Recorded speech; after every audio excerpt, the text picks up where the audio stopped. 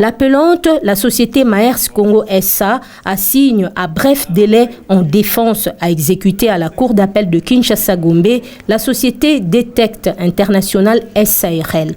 Des faits qui remontent au 1er janvier 2022. Selon les avocats de la partie appelante, la société Maersk Congo SA, leur cliente serait victime d'un jugement par défaut rendu par le tribunal de commerce de Kinshasa-Gombe.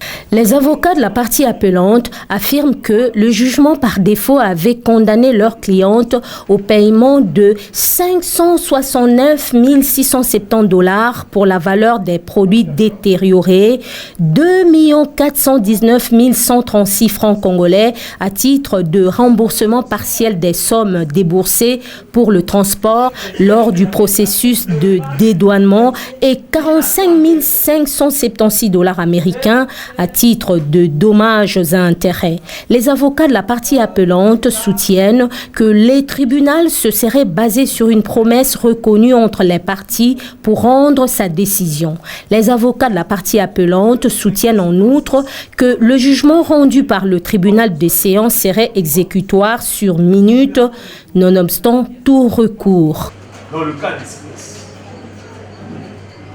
soit que les parties reconnaissent volontairement la réalité, soit que le jugement précédent pour la chose de juger, une promesse reconnue est devenue incontestable. Dans le cas présent, à aucun moment dans le jugement, il y a une promesse reconnue. Aucune pièce n'atteste une promesse reconnue entre les parties. C'est pourquoi, tenant compte de cela, nous avons été aussi courts et simples que possible.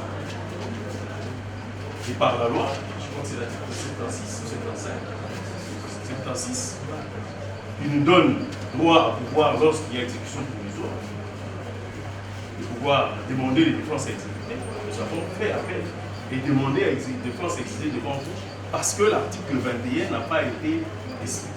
Notre demande en défense recevable est aussi fondée et nous apporterons les défenses.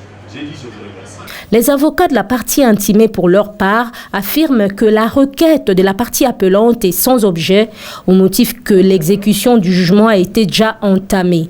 Ils soutiennent que la saisie-attribution est déjà pratiquée auprès des tierces. Alors, par rapport à la promesse reconnue votre honneur, heureusement qu'on nous a dit tous le professeur Madagine Ngadi, notre bâtonnier, qui fit notre bâtonnier. Autrement, la promesse reconnue peut être écrite ou verbale. Et nous sommes à quelle matière ici? C'est en matière de contrat. Il s'agit de quel contrat? Le contrat de transport maritime, qui est assis sur le bel.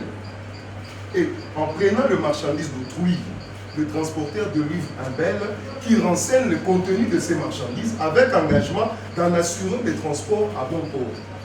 Ce qui n'est pas le cas. Donc il y avait déjà une promesse, raison pour laquelle, en condamnant la partie Maersk, le juge a considéré pour promesse notamment la valeur de ce marchandise. Parce que Maersk n'a pas méconnu avoir assuré ces transports, comme l'atteste le BEL et même les conditions générales qui se trouvent au verso du BEL. Donc il y a bel et bien promesse reconnue partant du contrat il y a ces jours.